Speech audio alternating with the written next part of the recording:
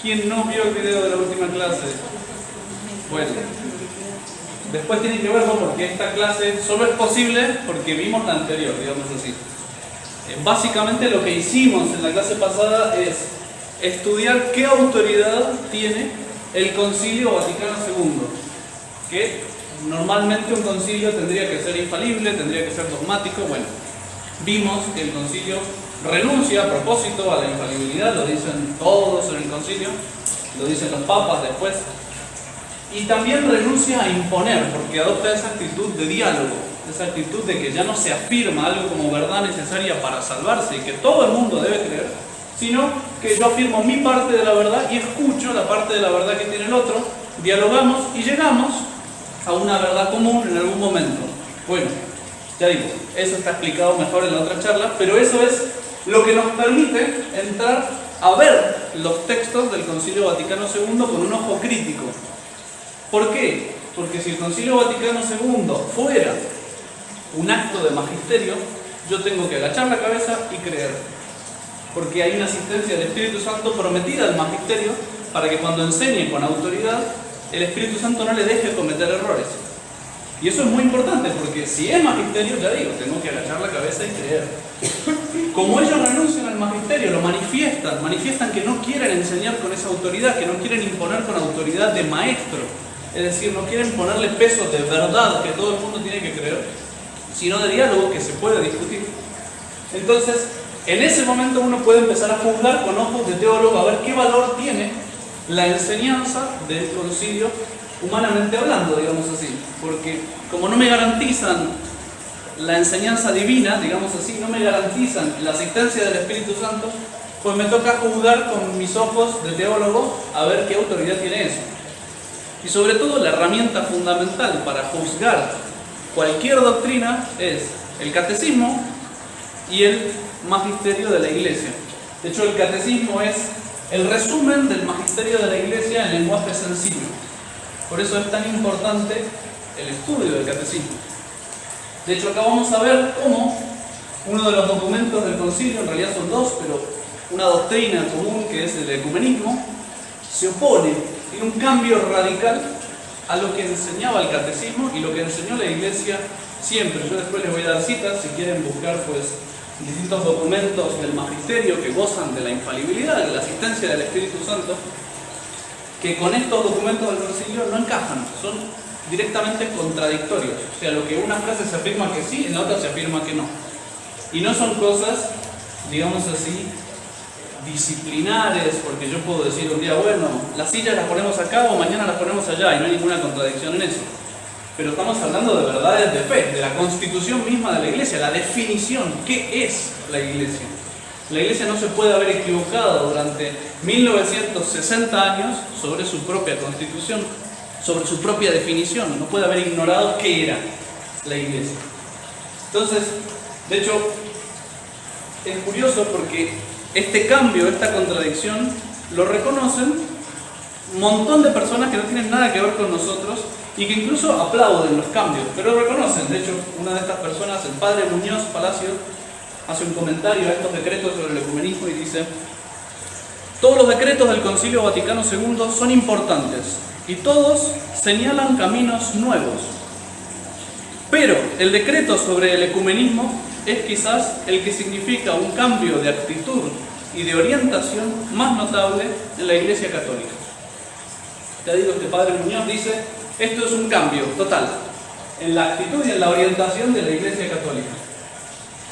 Entonces, me interesa señalar en esta charla que se vea claramente esa contradicción que hay entre dos textos y después, pues justamente como ya hicimos el juicio previo, a ver, bueno, ¿quién tiene más autoridad de los dos textos? Bueno, evidentemente el catecismo y otros textos que voy a citar, que son magisterio, afirmado que son magisterio, que son infalibles incluso algunos,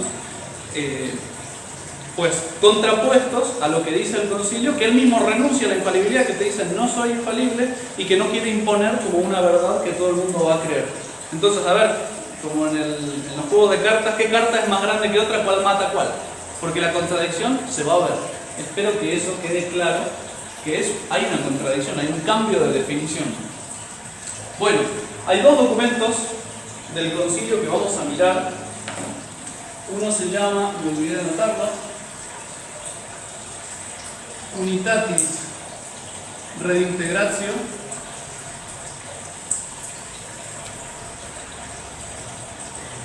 y el otro se llama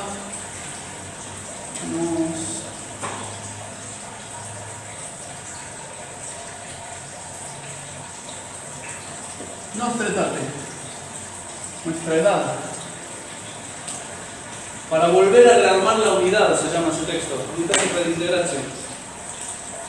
Son los dos promulgados por el Concilio Vaticano II, y ahora vamos a explicar un poquito qué diferencias tienen los dos textos, esos que están ahí.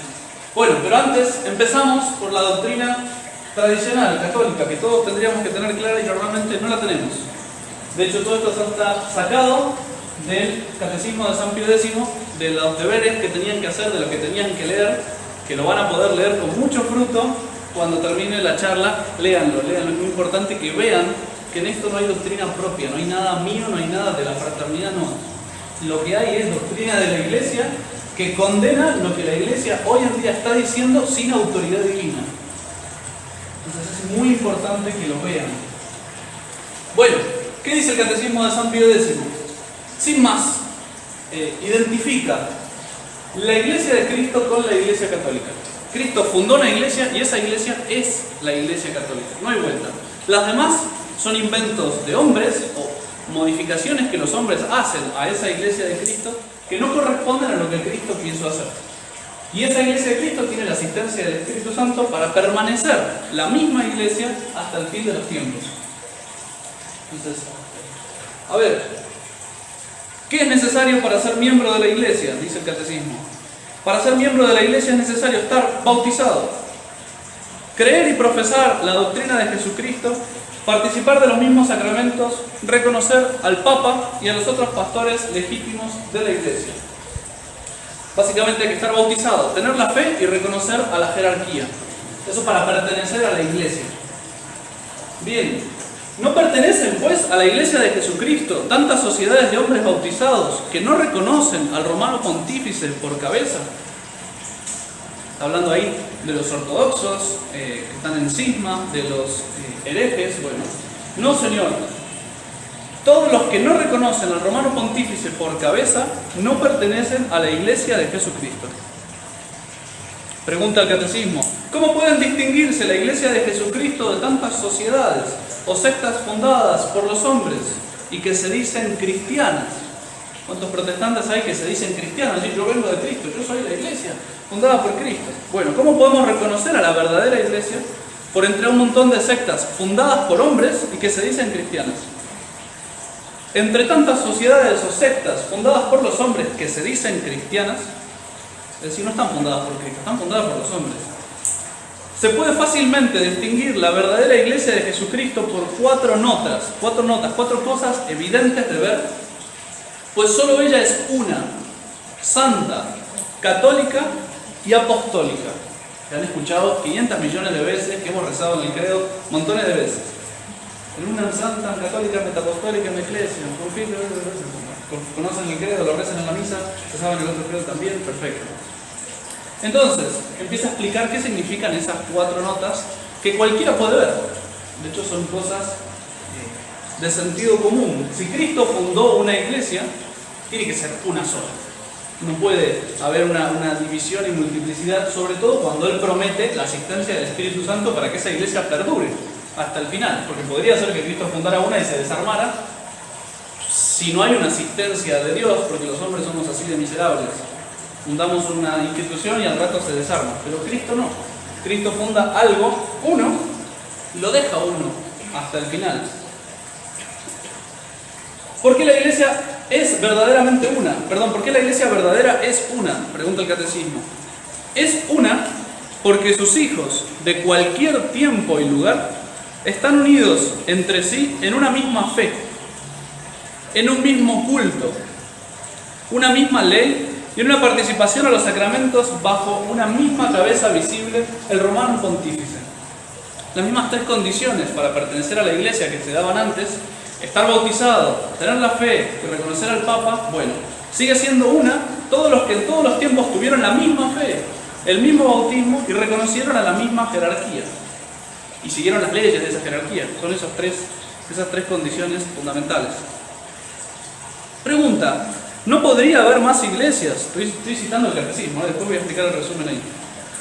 No, señor, no puede haber más iglesias, porque así como no hay más que un solo Dios, una fe y un solo bautismo, así no hay ni puede haber más que una sola y verdadera iglesia. Ok, entonces hay una iglesia verdadera y las demás son falsas. Una iglesia fundada por Cristo, que es la iglesia católica, y las demás son fundadas por hombres. ¿Por qué la iglesia verdadera es católica? ¿Qué significa la palabra católica? Universal. ¿Por qué la iglesia es universal? Bueno, es católica, que quiere decir universal, porque abraza los fieles de todos los tiempos y lugares. O sea, todos están llamados, están obligados a entrar en la iglesia en todos los tiempos y en todos los lugares. No es una iglesia fundada para un país o una iglesia fundada para un tiempo determinado que ya ahora no se aplica, no funciona más, porque Cristo no tuvo en cuenta, se le escapó, pobre, estaba mirando tan lejos que se olvidó de ver que ya los hombres de hoy no les conviene entrar en la iglesia, les va a hacer mal. No, Cristo es Dios, ve todos los tiempos, ve todos los lugares, conoce la naturaleza de los hombres que Él mismo creó y adapta esa iglesia a la naturaleza de los hombres y para llevarlos al cielo. Y es el único camino. Entonces, ¿por qué es católica? Porque abraza a los fieles de todos los tiempos y lugares, de toda edad y condición, y todos los hombres del mundo deben formar parte de ella. ¿Puede alguien, sigue preguntando el catecismo, puede alguien salvarse fuera de la iglesia católica, apostólica y romana? No, señor.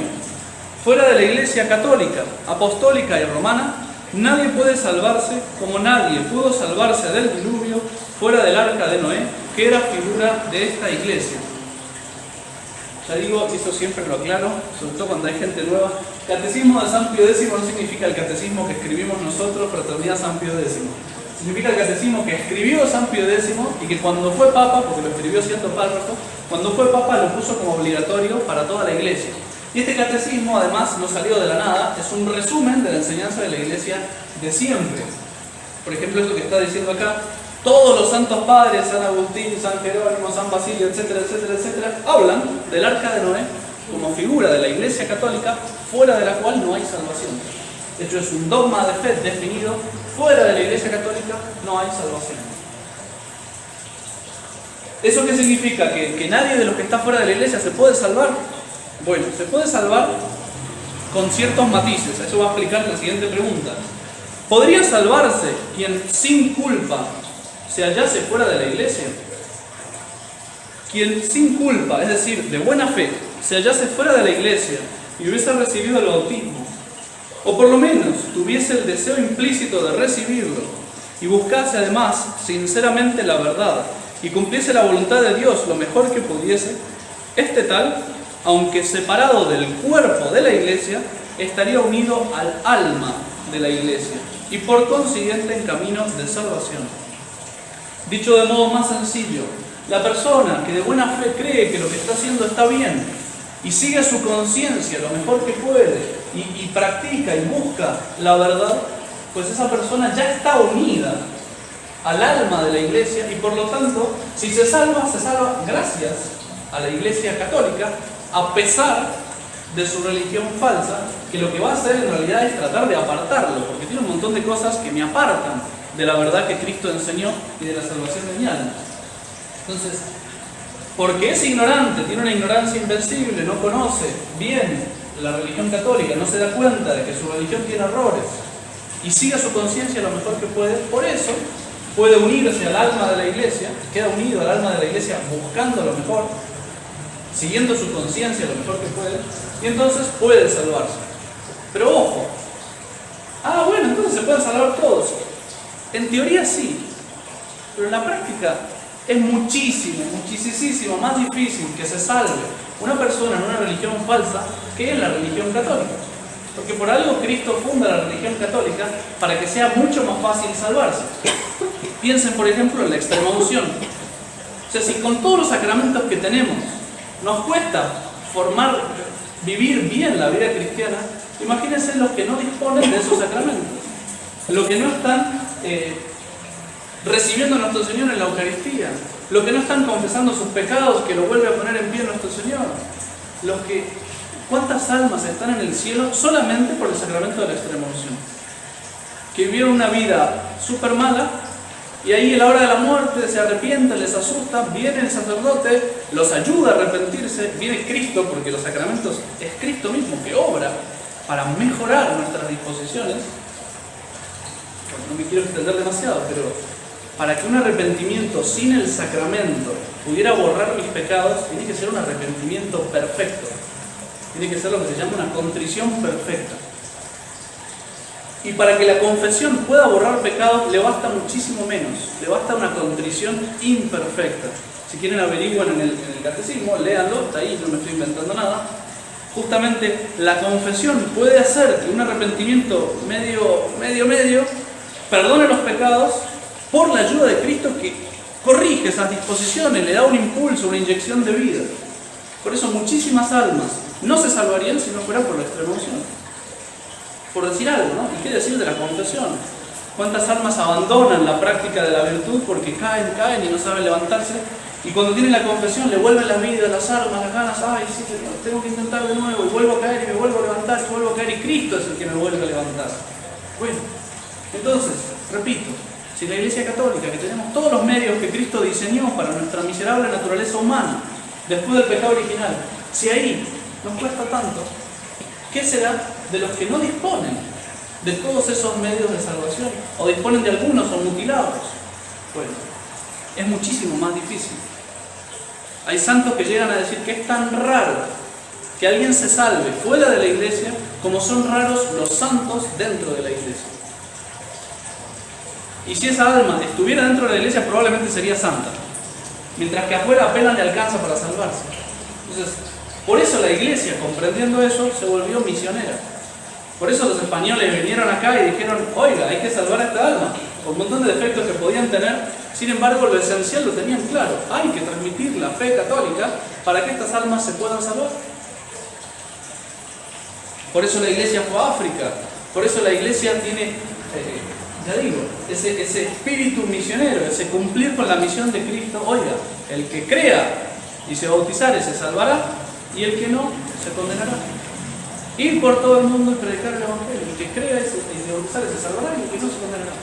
Está claro, Cristo pone esa misión a la iglesia. Él funda una y esa iglesia tiene que abarcar a todos los hombres, tiene que traerlos adentro.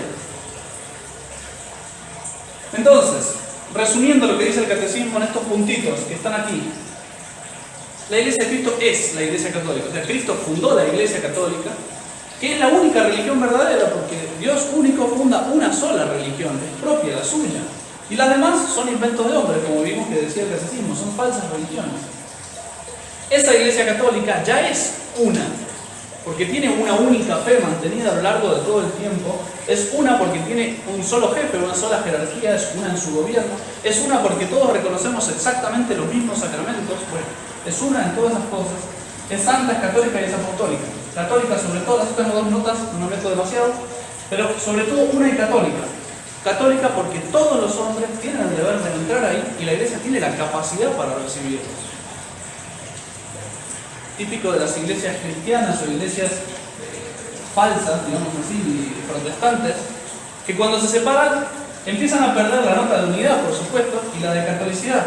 Hay iglesia anglicana inglesa, iglesia, ya empiezan soy de acá, solo sirvo para acá, ya no soy universal, ya soy de este grupito de personas. No, la iglesia católica es universal. Bueno, fuera de la iglesia no hay salvación, también dogma fundamental. Y por último, pues Cristo, cuando funda su iglesia, a ella la dota, le regala, digamos así, todos los medios de salvación especiales para ayudar a los hombres a salvarse. Ella, la iglesia católica, tiene todos los medios de salvación y los tiene como propios. Cristo se lo dio a ella como custodia. Y ahí hablo no solo de los sacramentos, hablo también de la Sagrada Escritura, hablo también de la jerarquía, bueno, porque la jerarquía ayuda, la dirección espiritual ayuda a salvar las almas. Son todos medios de salvación que Cristo le da a la iglesia como algo propio. Es de ella. Las demás religiones, fundadas por los hombres, se robaron algunos, no todos, ninguna tiene todos, se robaron algunos de esos medios de salvación, pero no tienen como propio, lo tienen como robados. La Sagrada Escritura que los protestantes te venden así, está robada de la Iglesia Católica. Es la Iglesia Católica la que tiene el derecho y el deber de custodiar eso. Entonces, y además de que la tienen robada, la tienen mutilado. Porque los mismos sacramentos, el bautismo, pues queda algo, y muchas sectas ni siquiera son válidos esos sacramentos porque lo han mutilado tanto que no alcanzan a dar la gracia como tendrían que darla. La misma escritura que tienen los protestantes está mutilada, está recortada de partes que Cristo le dio a la iglesia. Oiga, la epístola de Santiago es parte de la Biblia y los protestantes la arrancan. ¿Por qué? Porque dice la fe sin obras es una fe muerta. Entonces esa parte no puede ser verdad porque contradice lo que el Espíritu Santo dice. Y arrancan lo que quieren. Y fragmentos y frases y traducciones mal hechas que contradicen lo que Cristo realmente puso ahí. Entonces, pues tienen algunos, lo tienen como robados y los tienen mutilados. Ninguno lo tiene así como en la esencia propia. Bueno, eso es doctrina católica. Ahora bien, entramos a la segunda parte de todo este asunto y es ¿cuál es la novedad? ¿Cuál es este nuevo camino? ¿Cuál es el nuevo cambio que hay en la iglesia que llamamos ecumenismo? ¿Qué significa la palabra ecumenismo? ¿Qué significa? Un movimiento nacido en el siglo XIX en el seno de los no católicos. La palabra, ¿qué significa la palabra? Universal, significa lo mismo que católica. De hecho es una palabra, la iglesia siempre la utilizó para hablar también de su espíritu misionero, de salir a convertir a todo el mundo. Pero en el sentido que se utiliza aquí fue inventada por los protestantes. Los protestantes, sobre todo los anglicanos, que estaban buscando justamente reunir sus iglesias separadas, estaban buscando reconstruir esa unidad que perdieron cuando se separaron, dijeron no podemos hablar de catolicidad porque eso ya lo tiene la iglesia católica. Busquemos una palabra que signifique también universal pero que no sea católica. Y entonces inventaron la palabra ecumenismo, o la robaron, mejor dicho, aplicándola para ese deseo de buscar la unidad entre las sectas protestantes, una unidad pues en una fe común, recortada de un montón porque todos están en desacuerdo, cada pastor dice un poco lo que quiere. Entonces si tienen que buscar una unidad tienen que dejar de lado un montón de opiniones diversas y quedarse con un credo, digamos así, común que todo el mundo puede aceptar. Y eso es lo que denominan ecumenismo, los protestantes. Lo que ocurre en el Concilio Vaticano II es que la Iglesia toma ese concepto de universal, cambia la noción católica tradicional por la noción de ecumenismo. ¿Qué es el ecumenismo? Bueno, es buscar la unidad con todas las iglesias cristianas o no cristianas, todas las religiones más que iglesias, es buscar esa unidad dejando de lado lo que nos separa. Miremos lo que nos une y dejemos de lado lo que nos separa. Suena muy bonito, suena muy solidario, muy caritativo. Pareciera que estamos buscando esa caridad que Cristo quiere que reine en el mundo. Suena muy bonito, lo digo, pero una caridad que termina recortando la fe no puede ser una verdadera caridad. Porque ¿qué es lo que nos separa? Es la fe. Es la fe. ¿Qué me separa de un musulmán? Pues que yo digo que Cristo es Dios y el musulmán dice que no. Que yo digo que Dios es Trinidad y el musulmán dice que no y está dispuesto a cortarme la cabeza. Porque yo digo que no. Él digo que sí. Entonces, bueno, vamos a ver que el concilio tiene dos documentos que asumen directamente esta postura. Hay un ecumenismo, digamos así, mitigado y un ecumenismo ya grueso, ya realmente terrible. Son estos dos documentos. El primero corresponde a lo que tengo escrito en el pizarrón, que es Unitatis Redintegratio. Es volver a buscar la unidad con las iglesias cristianas, es decir, con los protestantes. Esa es el primer texto. Y después el segundo es buscar la unidad con todas las religiones. Todas, sin importar si son musulmanes, hinduistas, budistas, que se nombran explícitamente en el documento, si son judíos, si son... Incluso hasta queda abierta la posibilidad para los ateos, que no creen ni siquiera en Dios. Bueno, ese ya es un ecumenismo muchísimo más gordo, más grueso. Vamos a ver primero lo que dice el primer documento, Unitates Reintegrarse, voy a borrar esto para que quede que estoy hablando de esto ahora. Entonces, ¿qué dice? Hace un pequeño pase de manos, hace un pequeño truco de magia, digamos así, sleight of hand, dicen los ingleses, una trampita ahí de manos para poder cambiar todo esto, todo lo de abajo. Para poder decir que también ellas son religiones verdaderas, también ellas son parte de la Iglesia de Cristo. Entonces, básicamente lo que hace es cambiar la definición de lo que es la Iglesia Católica. Decíamos, la Iglesia de Cristo es la Iglesia Católica. Ahora decimos, la Iglesia de Cristo subsiste en la Iglesia Católica. Subsiste como diciendo, tengo un pie. La Iglesia de Cristo tiene un pie puesto en la Iglesia Católica y el otro pie está puesto en las otras religiones cristianas. Es un problema de conjuntos, o como está ahí, de ecuación matemática. Antes esto igual a esto, ahora Iglesia de Cristo es igual a la católica más las iglesias cristianas. Por supuesto, dicen, la Iglesia de Cristo tiene la parte más plena, la Iglesia católica guarda la parte más plena de la Iglesia de Cristo. Y las demás iglesias cristianas, pues, tienen una parte imperfecta, pero una parte verdadera en la Iglesia de Cristo. De tal modo que la Iglesia de Cristo es la suma de las dos, no es la Iglesia católica sola. Y ese cambio arregla todo el resto. Inmediatamente cambiamos todo. Porque ya digo, si la Iglesia católica, bueno, es la parte plena, pero no es la Iglesia de Cristo, entonces las demás son parte de la verdadera Iglesia de Cristo. Y por lo tanto, hay que buscar la unidad en la Iglesia de Cristo que está dividida. Resulta que la Iglesia de Cristo está dividida en estas dos o en estas 100, porque las iglesias cristianas, desde que aparece Lutero, son infinitas. Cada pastor es una iglesia. Entonces, tenemos que buscar esa unidad que está dividida. Está dividida. ¿Y por qué está dividida? Está dividida por problemas humanos, supuestamente. Está dividida por peleas, por miserias. Está dividida, y lo llegan a decir, lo dice el documento, después también lo dice Juan Pablo II, esas divisiones no se produjeron sin pecados de las dos partes. Es decir, se produjeron por pecados de la iglesia protestante, pero también por pecados de la Iglesia de Cristo, que no supo entender este gran dogma de la fe que es el ecumenismo. No supo entender el diálogo y lo que quiso es afirmar una verdad y el que la crea se salva y el que no se condena. Entonces esa actitud integrista, esa actitud fuerte, desconsiderada, intolerante de la Iglesia de Cristo provocó divisiones. Sobre todo cuando se afirman opiniones como si fueran dogmas de fe. Claro, a todo el desarrollo dogmático, por ejemplo, la Inmaculada Concepción de la Virgen, es una opinión que está afirmada muy fuerte y que produce divisiones, porque imagínense, un protestante no le gusta nada que llamemos a la Virgen Santísima Inmaculada. No, que sea la Madre de Jesús, bueno, la Madre de Jesús, pero Inmaculada, ¿no? ¿Por qué? ¿Qué necesidad? ¿En qué parte de la Escritura está? Bueno, hay parte de la Escritura que pueden ayudar a explicar ese texto, pero explícitamente no, ¿cierto? No está en ninguna parte de la Escritura. Pero está en toda la tradición de la Iglesia. Y quiere decir que está en lo que Cristo de alguna manera enseñó y lo que los apóstoles enseñaron.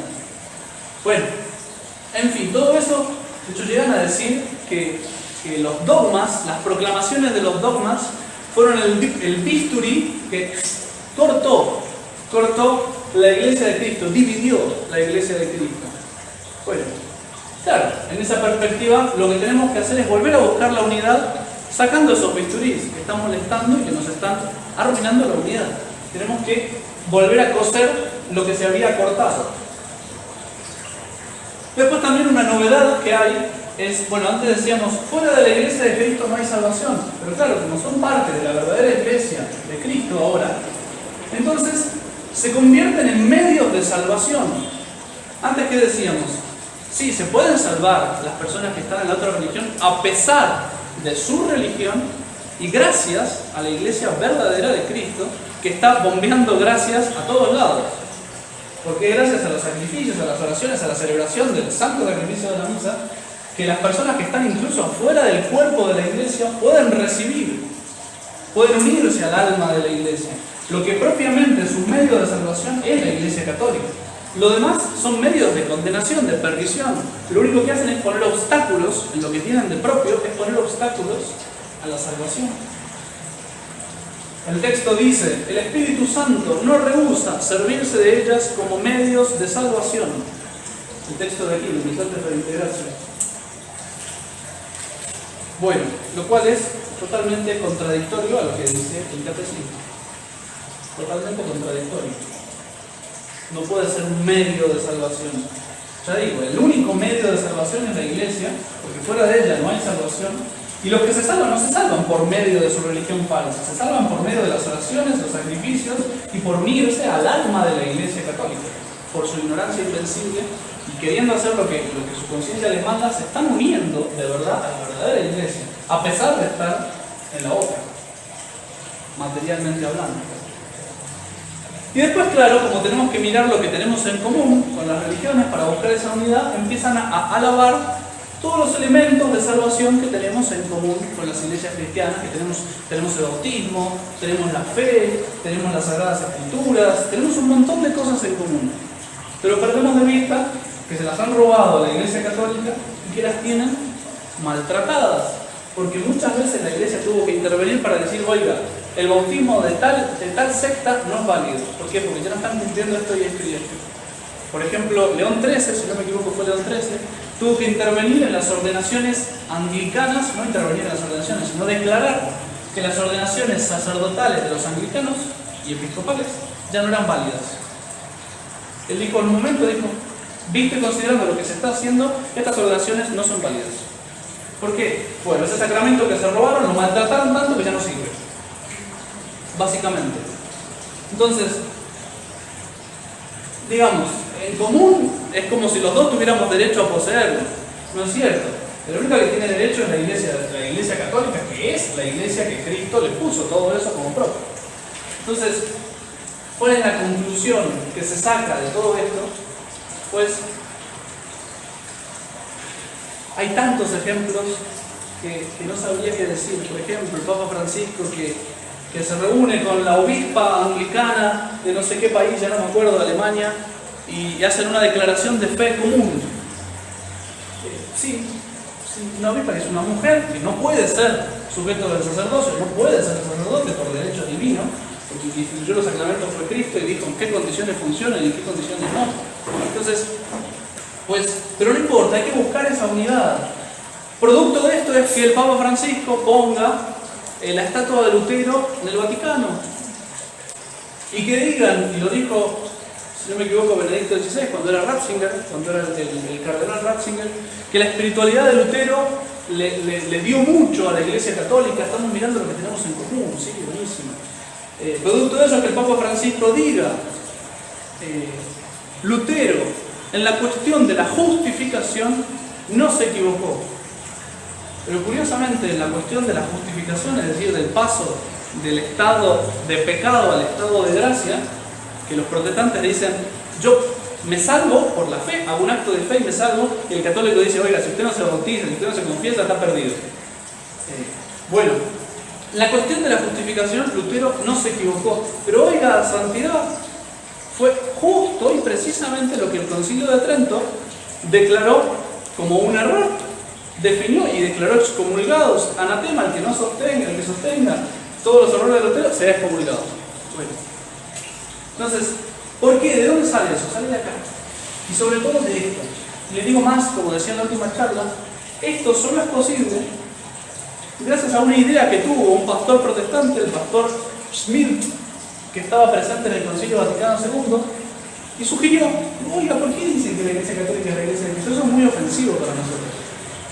¿Por qué no dicen que la Iglesia Católica, que la Iglesia de Cristo subsiste en la Iglesia Católica? ¡Ah! Buenísimo. ¿Y a quién se lo dijo? Se lo dijo al padre Ratzinger, que agarró, que era el teólogo de uno de los obispos que estaban ahí, y le encantó la idea, se la llevó al obispo y al final eso fue lo que quedó en el texto.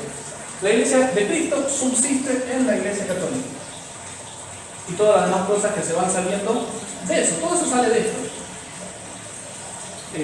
Ya digo, producto de esto es todo ese de hecho ahí se crea, a partir de ese momento se crea un secretariado para la unidad de los cristianos, para esto, para ver qué es lo que tenemos en común, para llegar a una profesión de fe común que podamos rezar protestantes y nosotros. Y para eso, ¿qué hay que hacer? Hay que eliminar todos los dogmas que fueron definidos contra los errores de Lutero. Hay que aceptar nosotros todos los errores de Lutero. Es decir, hay que reducirnos a protestantes. Sí, en el fondo es eso. Porque ellos no van a dejar su punto de vista. Somos nosotros los que lo tenemos que dejar para buscar esa unidad. Bueno, esto por lo que corresponde al texto Unitatis Redintegratio. El otro texto, voy a tomarme 5 minutos para escribir el pizarrón. Hágame acordar que vuelvo a poner play acá. Decía que este texto de Nostra Aetate se refiere a las relaciones con las religiones no cristianas, las religiones que no reconocen a Cristo como Dios. Entonces, pues hace todo un desarrollo de qué es lo que tenemos en común con esas religiones. De hecho, primero dice en común con todas y después empieza a declarar sobre el Islam, sobre los judíos, no sé si llega a hablar también, yo no me acuerdo, sobre, en concreto y en particular, sobre los hinduistas, sobre los budistas. Entonces, pues en común con todas las religiones tenemos el mismo origen, todos venimos de Dios y tenemos el mismo fin, nos dirigimos a Dios, de alguna manera, así, a Dios en general.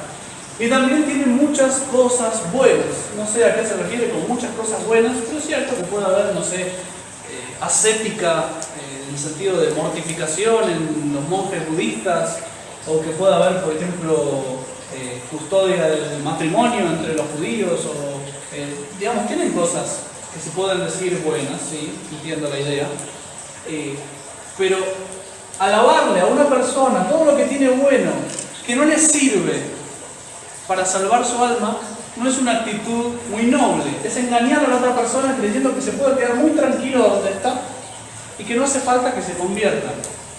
De hecho, tengo el mismo origen, sí, todos tenemos el mismo origen, venimos de Dios. Bueno, los que están condenados también tienen el mismo origen, vienen de Dios. O sea que no es un criterio muy útil para saber, oiga, su religión es buena o mala. Y además, mismo origen de personas, pero su religión tiene un origen humano y la mía tiene un origen divino. Ok, los judíos tienen un origen divino, sí, pero los judíos tal como los conocemos ahora tienen un origen humano, que es el fariseísmo, es la renuncia a Cristo. Porque el judaísmo, verdadero judaísmo, es el que se transforma en la Iglesia Católica. De hecho, le fueron a pedir yo no me acuerdo qué papa era, Pío XII creo que es, cuando se forma el Estado de Israel, le van a pedir al Papa que reconozca oficialmente el Estado de Israel como un Estado de las demás naciones de la tierra. Y él dice, disculpe, pero yo por mi religión no puedo hacer eso, porque la Iglesia Católica es el verdadero Israel. Y ustedes no lo son más. Ustedes no lo son más. Entonces, detalle importante, pues, es que ni siquiera en cuanto a religiones tenemos el mismo origen. O sea, una es divina, una es de Cristo, las demás no. Tenemos el mismo fin, buscamos a Dios. Bueno, habría que ver si alguna se plantea, no sé, el hinduismo no sé si se plantea llegar a Dios. Pero lo más importante de todo es, ¿llegamos al fin o no? Porque para llegar al fin hay que seguir el camino, que es Cristo. Cristo dijo, yo soy el camino, la verdad y la vida. Entonces, si no sigo ese camino, no tengo chance de llegar al fin. Póngale que tuviéramos el mismo fin, que quisieran salvar su alma como los musulmanes que quieren llegar al paraíso. Se imaginan otra cosa completamente distinta, pero póngale que tuviéramos el mismo fin. Pues, si no seguimos por el único camino que hay, de nada va a servir. De nada va a servir. El nombre pontífice que San Pablo le da a Cristo es el que hace el puente, el que une a Dios con los hombres que estaban separados por el pecado. El único que hace de puente es Cristo. Por eso Cristo se llama a sí mismo el camino. El que no camina por ahí está yendo al precipicio, no está yendo por el puente. Tiene muchas cosas buenas. San Pablo dice, si hablara toda la lengua de los santos y de los ángeles, si tuviera la fe tan grande como para trasladar montañas, y no tengo caridad, no sirve de nada. Sería como una campana que suena, o como un tímbalo que retiñe. Bueno, o sea, es necesario la fe y la caridad que nace de la fe, porque no es un amor humano, no es la solidaridad, no. La caridad es la fe puesta en práctica. Eso es la caridad. Es una virtud teologal sobrenatural infundida por Dios. Fíjense en el catecismo cuál es la definición de caridad y van a ver que no corresponde a lo que normalmente hablamos como solidaridad. Una bondad natural que se preocupa por el bien del otro por razones puramente naturales. En la caridad yo me preocupo por el bien del otro por razones sobrenaturales. Y en particular me preocupo para que el otro salve su alma. Porque la primera caridad es transmitir la fe y la Iglesia siempre lo entendió. Porque sin fe es imposible agradar a Dios.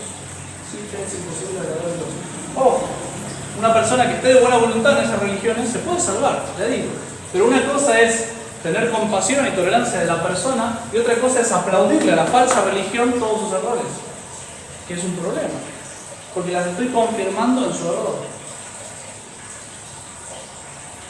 Con el Islam, después habla en particular, sí, con el Islam tenemos en común un montón de cosas. Tenemos en común que reconocen a un Dios único. Tenemos en común también que consideran a Jesús como un profeta y un gran profeta, menor que Mahoma, por supuesto, como un gran profeta. A María, que incluso la veneran, incluso algunos hasta la invocan, dice el texto. Y también todos que aprecian toda una vida moral, de ayuno, de limosna, de oraciones. Buenísimo, todo buenísimo. Pero ese Dios único, ¿es Trinidad? ¿Ese Dios único es nuestro Señor Jesucristo o no? Porque si no es, no es el mismo Dios. Que mi Dios es Trinidad y si Él está dispuesto, como decía antes, a cortarme la cabeza porque afirmo que Dios es Trinidad, entonces está claro que Él se da cuenta de que no es el mismo Dios. Y eso es una ilusión de los que escribieron este texto, porque los mismos musulmanes saben que no creemos en el mismo Dios. Y si le decimos que creemos en el mismo Dios, nos cortan la cabeza. O sea, lo tienen claro. A Jesús como profeta, y es cierto que lo consideran como profeta, pero negando que sea Dios. O sea, si Jesús afirma que es Dios, ¿qué clase de profeta es? De hecho, Lewis, el que escribió las Crónicas de Narnia y un montón de otros libros muy buenos, decía las 3 L's. Cristo, o es the Lord, el Señor, liar, mentiroso, o lunatic, o un loco. Lord, liar, lunatic. O Cristo es el Señor, porque Él afirmó, soy Dios. Oiga, si viene y me afirma, soy Dios, o es Dios, o es un mentiroso, o es un loco. Pero no queda lugar para profeta. No hay. Porque no tiene sentido. Si viene y me afirma que es Dios, o me está diciendo la verdad, o me está mintiendo, o es un loco. Que es lo mismo que decir mentiras, digamos así. María, eso es pero una falsedad total. No existe un musulmán que venere a María y que le invoque. Ave María no existe, niegan su virginidad, niegan todo. Además, incluso en el Corán se la confunde con la hermana de Abraham, que Abraham vivió un par de años antes. O sea, hasta ese nivel de ignorancia y de brutalidad llega lo que dice el Corán sobre la Virgen. Si este video lo ve un musulmán, viva Cristo Rey, espero que me mate sin sufrir demasiado. Vida moral, y tienen una vida moral y ayunos y limosnas y oraciones, y eso incluye, ¿no es cierto?, la poligamia, la guerra santa y un montón de otras barbaridades que siempre han sido un impedimento para convertirlos a la religión católica. Monseñor Lefebvre, que estuvo en África, donde la mayoría era musulmana, pues la poligamia era el mayor impedimento que había para que se convirtieran a la religión católica. ¿Por qué? Porque que ya tenía muchas mujeres, no quería renunciar a ninguna. Y entonces, pues aunque les gustaba la religión católica y se hacían amigos de los sacerdotes y los veneraban y qué sé yo, no, por esto no se querían convertir. Muchísimos no se querían convertir por eso. Y muchos otros no se querían convertir por esto, porque los echaban de las escuelas, los echaban de su casa, los echaban de un montón de lugares e incluso a veces los mataban. Hay un libro que se llama El precio a pagar, de Joseph Fadel. Es un libro de actualidad que escribe un musulmán que se intentó convertir al catolicismo. Las persecuciones, las cosas que le hacen, lo meten en la prisión, lo quieren matar un montón de veces. De hecho, es un libro fantástico para leer, es impresionante porque te atrapa del principio al fin. Está buenísimo, buenísimo. No me acuerdo cómo se escribe, pero debe ser algo así.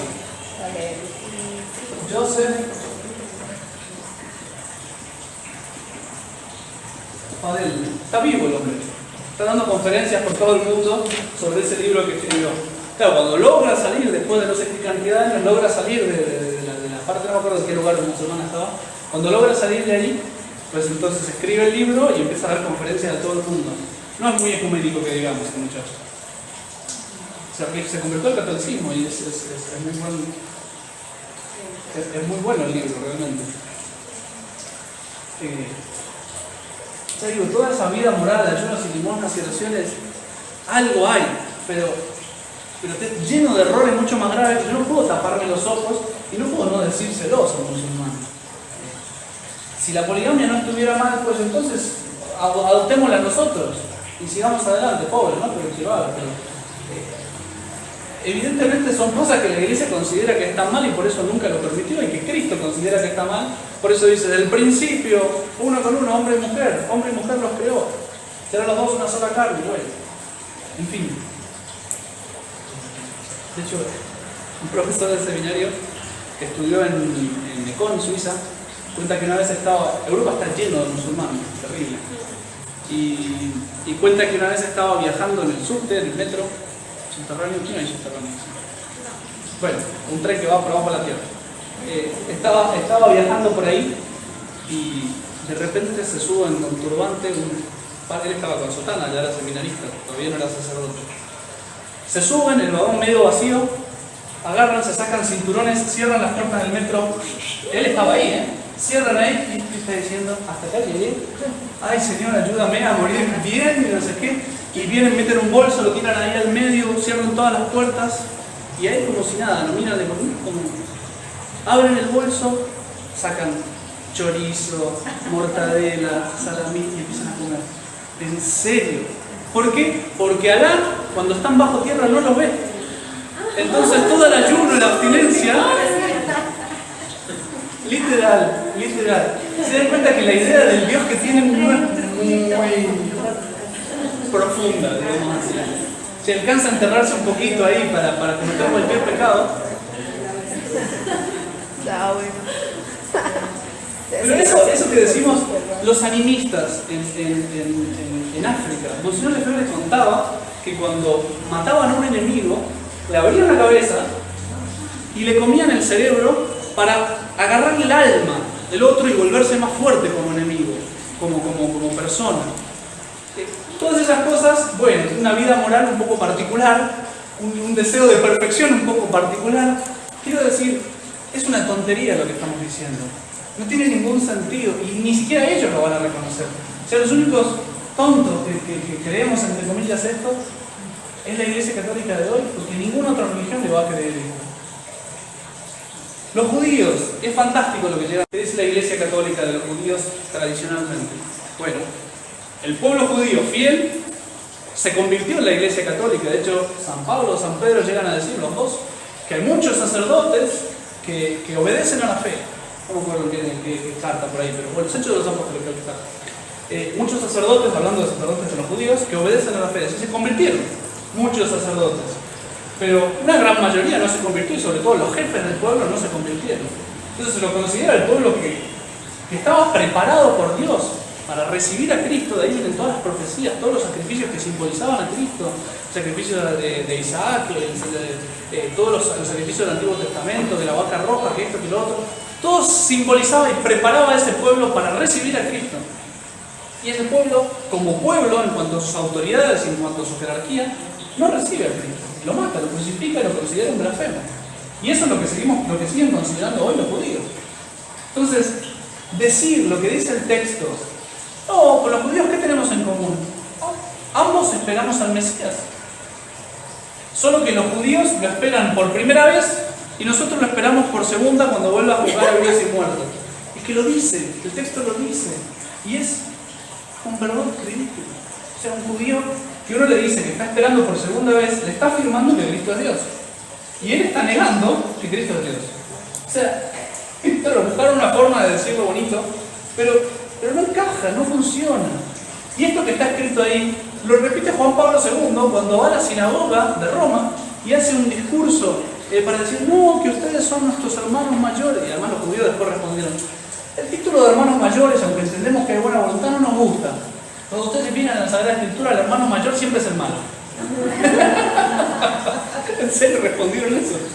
Que son los hermanos mayores, que de ninguna manera se le puede llamar pueblo de Isida o acusarnos de la muerte de Cristo. No. Que vamos a dejar de lado toda discriminación, todo antisemitismo. Oye, son cosas distintas. Una cosa es discriminarlo por raza, y otra cosa es hablar de religión. ¿No? Digo, ¿usted cree que Cristo es Dios o no? Y si no lo cree, bueno, usted está renunciando a Cristo. Usted está apartando de Cristo, porque eso es otra cosa. El que no está conmigo está contra mí, lo dice Cristo, ¿o no? Todas estas religiones no están con Cristo. Entonces, ¿con quién están? Juntos. Punto. Se acabó. Nuestro Señor es radical, no pone grises, no pone zonas de plena comunión o de menos comunión. No. El que no está conmigo está contra mí. O sea, toda esa nueva definición de iglesia no encaja. funciona. No es cristiano, no viene de Cristo. Entonces, es bueno entrar. ¿Qué mentalidad hay atrás de esto? Es eso que decía. Se puede hacer con un dibujito sencillo, bonito. ¿Vieron alguna vez un prisma? ¿Qué es un prisma? Padre, geometría y la aritmética me la llevé. Un prisma de vidrio. Si ustedes son primo o prima, eso es un prisma, una pirámide, pero chiquita. Si ustedes son prisma de vidrio, le meten luz blanca por uno de los lados, por el lado de enfrente salen y se separan así, es muy bonito, como una especie de arco iris. Se separan los colores, de todos los colores que están contenidos dentro de la luz blanca.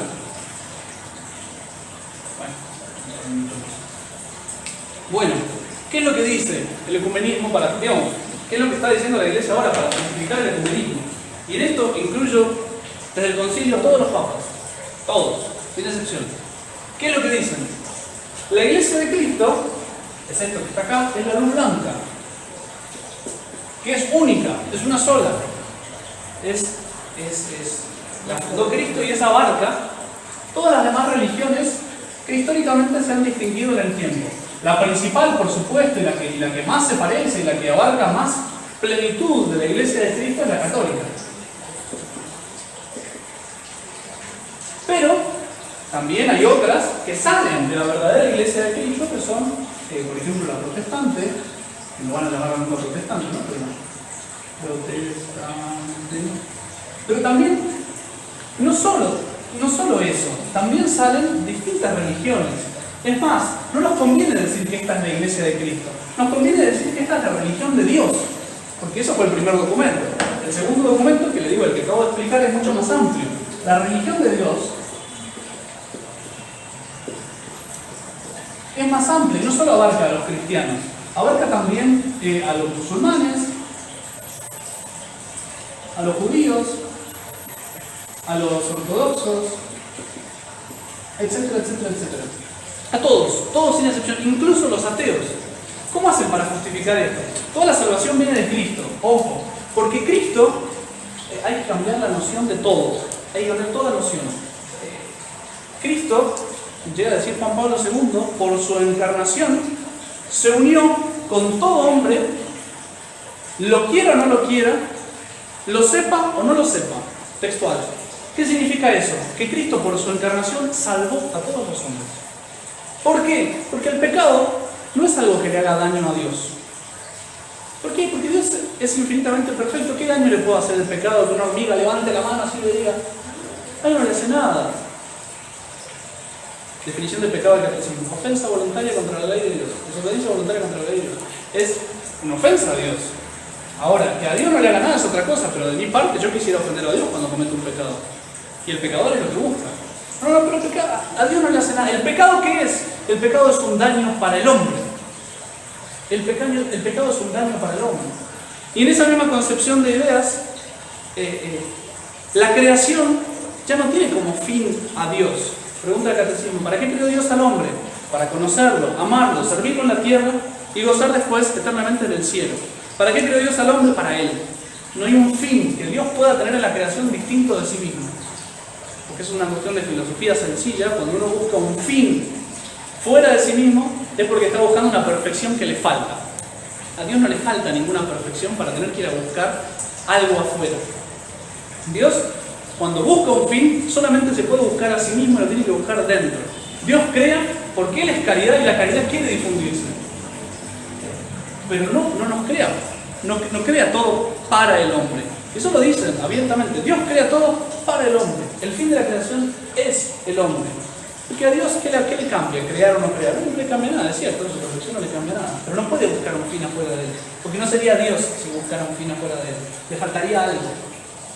Entonces, ya como el pecado no es el pecado y la creación no tiene ese fin, entonces también cambiamos la noción de redención. ¿Qué era la redención? Como el pecado es una ofensa infinita a Dios, hace falta que se pague en un precio infinito. los hombres no podían pagar un precio infinito, entonces, pero tenían que pagarlo a los hombres porque la ofensa era de los hombres. ¿Cómo se soluciona eso? Un Dios hombre, Dios que se hace hombre y paga la ofensa infinita a Dios y entonces permite que los hombres puedan salvarse. Eso es la redención. En esta noción, la redención para arreglar el pecado, ¿qué es? Hacer que el pecado deje de dañar a la humanidad. Entonces, fíjense, la concepción de la iglesia, ya no buscamos extender la redención de los pecados, ya no buscamos la conversión de las almas para salvarlas. No, ¿qué es lo que buscamos? Porque todo el mundo está salvado. La paz universal, para que el hombre no se haga daño al hombre. Es una mentalidad totalmente distinta, que no es católica, es masónica, de hecho. No digo que sean masones los papas, no, Dios me libre, pero la concepción es masónica. O sea, es lo que los masones dicen, que es lo que hay que buscar, es la paz universal entre todos, que no haya diferencia de credo, de religión, de otras imagine and no religion too, que tampoco haya religión. Lean ese texto y es lo que dice la iglesia hoy. Y eso es masónico, directamente masónico. Es bonita la canción, pero lo que está diciendo no es católico. No es católico. Buscar un mundo. Y de hecho, ya les digo, o sea, el gran fin del pontificado de Juan Pablo II, empezado por él, es el ecumenismo. Buscar esa paz mundial y dejar de hablarle propiamente a la iglesia como tal, para empezar a hablarle al mundo. Ojo, dentro de esta concepción, Juan Pablo II siente que tiene una doble misión. Y es, porque por un lado él es el representante de la Iglesia Católica, pero también es el encargado de reunir esto en la religión de Dios.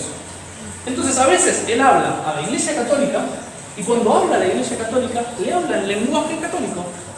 Le habla en lo que la Iglesia cree. Entonces tiene páginas hermosas sobre la Virgen, sobre el sacerdocio, sobre... tiene cosas bonitas y católicas. Pero cuando él está metido en esto, pero cuando habla de esto, pues entonces ahí va a la India y le ponen el tercer ojo de Jiva y va con los musulmanes y besa el Corán y él se abraza con el rabino de Roma y predica que son los hermanos mayores que tenemos. Y ellos sienten que no hay contradicción entre esas dos cosas. ¿Por qué? Por esto. Porque esto es parte de esto y esto en realidad es más universal. Entonces, ¿a qué conduce esto? Pues a una esquizofrenia mental, porque o soy católico o soy protestante, o soy musulmán o soy judío. Esto, no sé, porque no hay nada en común con todas las religiones. ¿Qué es lo que dice el modernista para justificar esto? Cambia la fe, que fue la primera o la segunda clase que vimos. La fe deja de ser la inteligencia arrodillada ante una verdad, porque eso es lo que decimos en la fe, hay una verdad que me proponen, que yo no entiendo, y la creo por una autoridad. Es yo arrodillo mi inteligencia ante la verdad que Cristo me enseña. La fe ya deja de ser eso, porque las verdades acá no hay nada que podamos tener en común. Si agarro toda la religión, incluso un ateo, ni siquiera la creencia en Dios, no hay nada, nada. Es lo único que puede haber en común, un sentimiento. Entonces la fe deja de ser la fe para ser un sentimiento religioso. Y sentimiento religioso sí tenemos en común. Todos tenemos algún sentido de la religión. Incluso el ateo algo tiene, porque qué sé yo, normalmente los ateos son bastante supersticiosos, entonces algo tienen de sentido religioso. Pero este sentimiento religioso, primero que es algo completamente natural, es algo que se le ocurre a cada uno. Y segundo, que no es la fe, no es eso la fe. Estoy cambiando la definición. Esa no es la fe que necesito para salvarme. La fe que necesito para salvarme es la inteligencia arrodillada ante la verdad que Cristo me enseña. Me guste o no me guste, me haga sentir bien o me haga sentir mal, no me importa. Cristo me da la verdad y la tengo que creer porque Él es Dios y no puede engañarse ni engañarme. Definición de fe, lo vimos. Bueno, si la fe es un sentimiento religioso, pues cualquier sentimiento religioso vale. Y toda la historia se relee a la luz del sentimiento religioso. Y esto le digo, Benedicto XVI, un maestro, perfecto, lo todo entero, lo traga todo entero. ¿Por qué? Porque justamente el sentimiento religioso puede variar con las épocas, puede variar con los lugares, pero todo es una manifestación de esa divinidad que no se puede expresar porque Dios es mucho más grande que lo que nosotros conocemos. hacemos, entonces no se puede expresar completamente en fórmulas secas, dogmáticas. Siempre esas fórmulas son imprecisas y por lo tanto pueden cambiar, porque nunca llegan a expresar completamente la divinidad. Entonces, pues en distintos lugares puede haber distintos sentimientos religiosos y sobre todo en distintas épocas. Cuando Monseñor Lefebvre le dijo, hablando personalmente, que todavía no era papa, el cardenal Ratzinger le dijo, pero ¿qué hace usted con estos documentos del concilio? ¿Qué hace usted del sílabus de Pío IX, que condena palabra por palabra estos textos? El mismo Ratzinger, cuando no era papa, dice, este documento, no sé si el Gaudium et Spes ahora se me borra, es un antisílabus. O sea, él reconoce que dice lo contrario. ¿Pero qué hace usted? Le pregunta a Monseñor Lefebvre, ¿qué hace usted de ese documento, de esas condenas de la Iglesia? El Papa hoy no lo escribiría, porque cambió el sentimiento religioso. La fe de hoy no es la misma fe de ayer. Sí es la misma, porque sigue habiendo ese sentimiento religioso. ¿Qué es la tradición? Ya no es la entrega de la fe, esas verdades, ese depósito de la fe de generación en generación, sin mutarlo, sin cambiarlo. ¿Qué es la tradición para Benedicto XVI? La tradición es la costumbre apostólica de experimentar con la fe. Es el sentimiento religioso a través de los signos que se mantiene vivo por la asistencia del Espíritu Santo. Tengo un texto de Arneo Ayala, lo tengo en Bogotá, que él explica, en una conferencia, explica su idea de tradición. Y entonces, ¿qué es? Sí, no, es que destruye todo. Destruye todo. O sea, cambiar la fe por sentimiento religioso, y por eso fue la primera charla que vimos, destruye todo. O sea, si uno empieza a subir, ¿de dónde sale esto? ¿De dónde sale esto? Sale todo de acá. Es un error que está condenado por San Pío X en la encíclica Pascendi.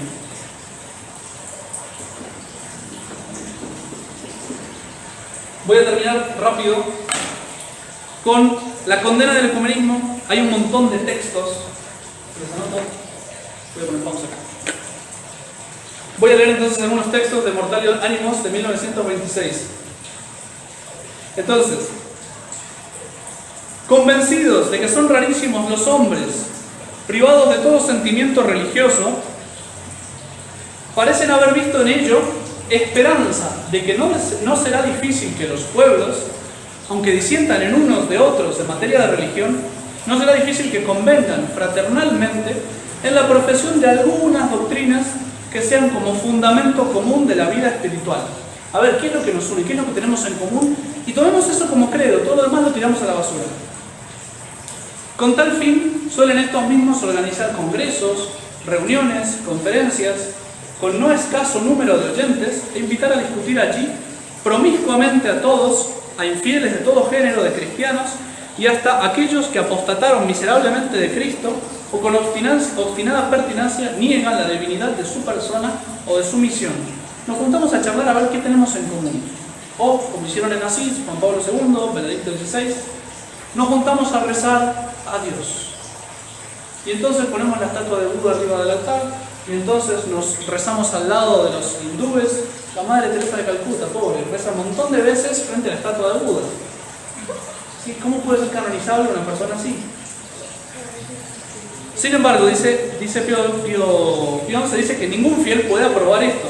Entonces, puesto que están fundados en la falsa opinión de los que piensan que todas las religiones son, con poca diferencia, buenas y laudables, pues aunque de distinto modo, todas nos demuestran y significan igualmente el nativo sentimiento con que somos llevados hacia Dios y reconocemos obedientemente su imperio. Si consideramos que todas las religiones son más o menos buenas, ¿por qué? Porque todas tienen un sentimiento religioso. Eso es lo que está diciendo acá. Entonces señala como un error pretender buscar esa unión entre los cristianos. ¿Acaso no es justo? Suele repetirse. Y no es hasta conforme con el deber que cuantos invocan el nombre de Cristo se abstengan de mutuas recriminaciones y se unan por fin un día con vínculos de mutua caridad. ¿Y quién se atreverá a decir que ama a Jesucristo si no procura con todas sus fuerzas realizar los deseos que Él manifestó al rogar a su Padre que sus discípulos fuesen una sola cosa? Padre, que todos sean uno.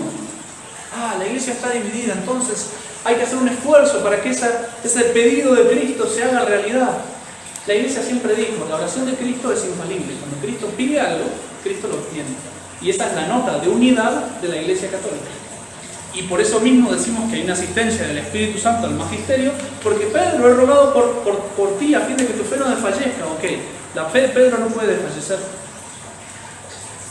Por eso decimos que la fe de Pedro no puede desfallecer, porque la oración de Cristo siempre obtiene lo que pide. Y eso ya digo, no me lo invento yo, también está en la misma encíclica, no tengo el texto, pero lo dice claramente Pío XI, estoy parafraseando Pío XI. Y el mismo Jesucristo, por ventura, no quiso que sus discípulos se distinguiesen y se diferenciasen de los demás por este rasgo y señal de amor mutuo. En esto conocerán todos que sois mis discípulos, en que os améis los unos a los otros. La caridad, suena muy bonito. Pero eso supone, como les digo, afirmar que la unidad de la Iglesia no es una nota que ya tiene desde el vamos, desde que comenzó. Los autores de este proyecto no dejan de repetir casi infinitamente las palabras de Cristo: sean todos una misma cosa, que haya un solo rebaño y un solo pastor. Pero las entienden de tal manera que, según ellos, solo significan un deseo y una aspiración de Jesucristo, deseo que todavía no se ha realizado. Opinan, pues, que la unidad de fe y de gobierno, nota distintiva de la verdadera y única Iglesia de Cristo, no ha existido casi nunca hasta ahora y ni siquiera hoy existe. Podrá ciertamente desearse y tal vez algún día se consiga mediante la concordante impulsión de las voluntades, pero entre tanto hay que considerarla solo como un ideal. Añaden que la Iglesia, de suyo por propia naturaleza, está dividida en partes, lo dice acá. Esto es, se halla compuesta, la Iglesia de Cristo se halla compuesta de varias comunidades distintas, separadas todavía unas de otras y coincidentes en algunos puntos de doctrina, aunque discrepantes en lo demás, y cada una con los mismos derechos exactamente que las otras, y que la Iglesia solo fue única y una, a lo sumo, desde los apóstoles hasta los primeros concilios ecuménicos. ¿Por qué los concilios ecuménicos? Porque cuando se definieron verdades, se separaron muchos y rompimos la unidad. Por nuestras opiniones personales, afirmadas así, caprichosamente, entonces rompimos la unidad de la Iglesia de Cristo. Y por eso la Iglesia tiene que pedir perdón. Juan Pablo II tiene una lista de pedidos de perdón que están negando la misión de la Iglesia. Pide perdón por los mártires, pide perdón por las cruzadas, pide perdón, Dios mío. ¿La Inquisición? También por la Inquisición. De hecho, uno de los primeros cambios que hay en la Iglesia después del concilio es eliminar la Inquisición, que era el Santo Oficio. Se le cambia la función de la congregación para la doctrina de la fe. Es decir, lo que tienen que ver es cuál es el sentimiento religioso del momento y eso se expresa en fórmulas pobres e imprecisas que mañana se pueden cambiar porque no expresan del todo la divinidad, que es inconocible. Pero eso está en la misma decreto de elección de la doctrina de la fe, lo explica claramente que esa es la función. Esa es la función. Sería necesario entonces que, suprimiendo y dejando a un lado las controversias y variaciones rancias de opiniones que han dividido hasta hoy a la familia cristiana, ¿qué son esas controversias? Son los dogmas. La fe que la Iglesia definió como necesario para creer para salvarse. La Inmaculada Concepción, por ejemplo, la divinidad de Jesucristo. Que entonces se formule y se proponga con las doctrinas restantes una norma común de fe, con cuya profesión puedan todos no ya reconocerse, sino sentirse hermanos. Y que cuando las múltiples iglesias o comunidades estén unidas por un pacto universal, entonces será cuando puedan resistir sólida y fructuosamente los avances de la impiedad. De esa diversidad de opiniones es fácil el paso al menosprecio de toda religión o indiferentismo. De hecho, uno de los resultados de esto es la cantidad de gente que pierde la fe y dice, todo mentira, todo mentira. O el indiferentismo, que es decir, bueno, cualquiera sirve, me puedo hacer protestante, buenísimo, vamos a comer, somos todos amigos. Esta cita, no tengo texto, pero Pío XI dice, el apóstol de la caridad, San Juan, escribe en una de sus cartas que si alguien no tiene la fe, que no le abran la puerta y que lo traten como no me acuerdo qué palabra usar, como un pagano, peor que un pagano, una cosa así dice. Pero es el apóstol de la caridad, San Juan, ¿Y por qué? Porque la caridad no puede nunca contra la fe. Siempre tiene que ser la fe puesta en práctica, y la primera caridad es darla, es compartir la fe. ¿Cuál es la solución? Dice Pío XI, y con esto ya termino. Contra todos estos errores, la verdadera norma a seguir es el dogma de que solo puede ser verdadera una sola religión, la revelada por Dios, que es la religión católica. Cito el texto. Ninguna religión puede ser verdadera fuera de aquella que se funda en la palabra revelada por Dios. Revelación que, comenzada desde el principio y comenzada durante la ley antigua, fue perfeccionada por el mismo Jesucristo con la ley nueva. Ahora bien, esto es lo fundamental.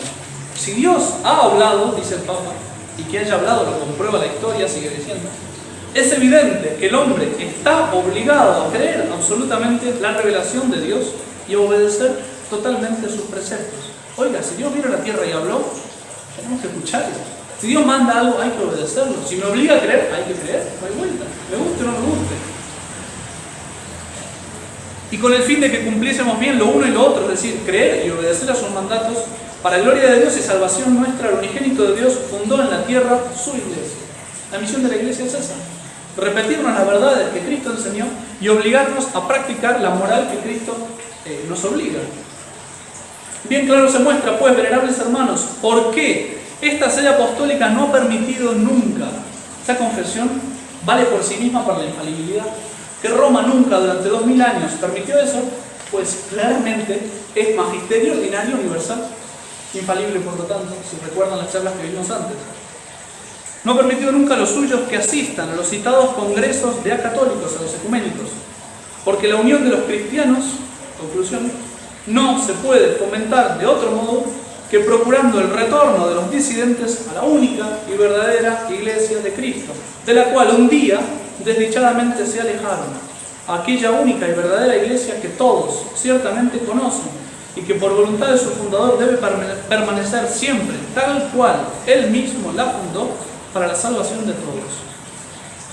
Y es un llamado hermoso. Vuelvan a la sede apostólica, no ya con el deseo y la esperanza que la Iglesia renuncie a la integridad de su fe y consienta en sus errores, sino vuelvan para someterse al magisterio y al gobierno de la Iglesia. Pequeña nota, en los textos del Concilio Vaticano II, en estos dos textos, jamás se habla de la conversión a la religión católica, nunca. No hay ninguna palabra de que hay que convertirlos. Y sobre todo en las religiones no cristianas, jamás en todo el texto se nombra a Jesucristo. Ni siquiera. Yo, Monseñor Lefebvre, lo decía, que el mal del concilio es la ignorancia de Jesucristo, de su reino y de su misión. Es no darse cuenta que Cristo es Dios y que porque es Dios tiene todos los derechos. Bueno, preguntas. Sí. Correcto, o sea, que nosotros entonces veneremos a esos santos como la Madre Teresa, No. o como este padre José Gregorio Hernández, que utilizaba santería. De hecho, es fácil de explicar desde el momento que la función del magisterio de la Iglesia es mirar el sentimiento religioso y, de acuerdo al sentimiento que está, formular dogmas o canonizar personas. Desde ese momento están renunciando a la infalibilidad, porque la infalibilidad viene de transmitir lo que Cristo me dijo y afirmármelo con la autoridad de Cristo. De hecho, tengo una charla que en algún momento les voy a pasar justamente sobre el tema de las nuevas canonizaciones. ¿Por qué las nuevas canonizaciones no son infalibles? Por un lado, porque lo mismo que pasó en el concilio, ellos renuncian voluntariamente a la infalibilidad, y después el proceso que se hace en la canonización no garantiza para nada la infalibilidad. O sea, después se modificaron. Después de que se declara el ecumenismo como dogma, entre comillas, que no lo declaran nunca como dogma, pero en la práctica lo usan como eso, toda la Iglesia cambia. Toda la estructura jerárquica de la Iglesia cambia. Todas las relaciones con las otras iglesias cambian. El mismo discurso de la Iglesia cambia. Hay un nuevo derecho canónico, hay nuevos sacramentos. Todos los sacramentos son reformados a la luz del ecumenismo. La misa nueva, el nuevo sordo mise, está reconstruida por esto. Es la razón fundamental y lo explica justamente. Lo dice Padre Uniri, dice: se ha quitado de la liturgia católica todo lo que pueda suponer, aunque más no sea, una sombra de tropiezo para los hermanos separados. Traducción: se ha recortado de la liturgia católica todo lo que es propiamente católico. Es esto, es el ecumenismo aplicado a la liturgia. Y eso que se aplicó a la misa, se aplicó a la confesión, se aplicó a la Virgen María. Por eso el Papa, muchas veces hay un montón de títulos de la Virgen que no le gusta nombrar, porque no son ecuménicos.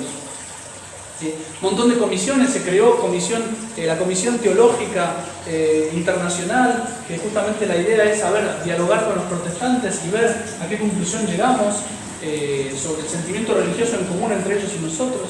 O sea, la iglesia entera se cambia, el catecismo nuevo se cambia en función de esto. Las letanías, ¿no? ¿Cómo, perdón? Lo de las letanías que le agregaron, lo de María Madre de los migrantes, Sí, digamos que es curioso y gracioso, pero eso no sería una herejía propiamente. Pero, sí. O sea, toda la iglesia está reconstruida. Porque, ¿qué pasó? Cambiamos la definición de lo que es la iglesia. Y como cambiamos la definición de lo que es la iglesia, hay que cambiar en la práctica todo. Y todo se cambió. En la práctica todo se cambió. En estas charlas nos vamos a centrar solamente en lo que es la misa, la reforma de la misa, y estos 3 errores. Este es el primero que yo agarré, porque me parece que es el más evidente. Después vamos a ver la libertad religiosa y la colegialidad, que también se oponen a la doctrina tradicional, a la doctrina de la iglesia, que fue impuesta por autoridad. Y nos vamos a centrar en la reforma de la misa, pero se podría agarrar la reforma de todo, cualquier reforma, la reforma del breviario. ¿Por qué se reformó el breviario? La oración que rezan los sacerdotes, porque había partes que no eran ecuménicas y todas las partes las recortaron. El bautismo, la liturgia del bautismo, se reformó de tal manera que nunca se nombrara el pecado original. ¿Por qué? Porque los protestantes no creen en el pecado original. Para un protestante el bautismo es la entrada a la comunidad. Pero no es que se borra el pecado original, se pone la gracia en el alma y por esa gracia entra a formar parte del cuerpo místico. De hecho, es tan contrario a lo que decía Juan Pablo II, que por la encarnación Cristo se ha unido con todo hombre, lo quiera o no lo quiera, lo sepa o no lo sepa. Oiga, pero para formar parte del cuerpo místico no hacía falta estar bautizado. Claro, la incorporación al cuerpo místico era con el bautismo. Pero cuando yo quiero encontrar algo que me una con todos y que están todos salvados, porque el infierno está vacío, el infierno está vacío, no puede haber nadie en el infierno. De hecho, la redención empieza a ser automática. Cristo se encarnó, todos los hombres están salvados. Ojo, esto que digo lo tienen claro los teólogos que hicieron el concilio y las autoridades lo van bebiendo cada vez más y cada vez queda más claro. Pero muchos sacerdotes que conocemos para abajo tienen mezcla de una cosa y de la otra, tienen mezcla de lo tradicional y de lo nuevo.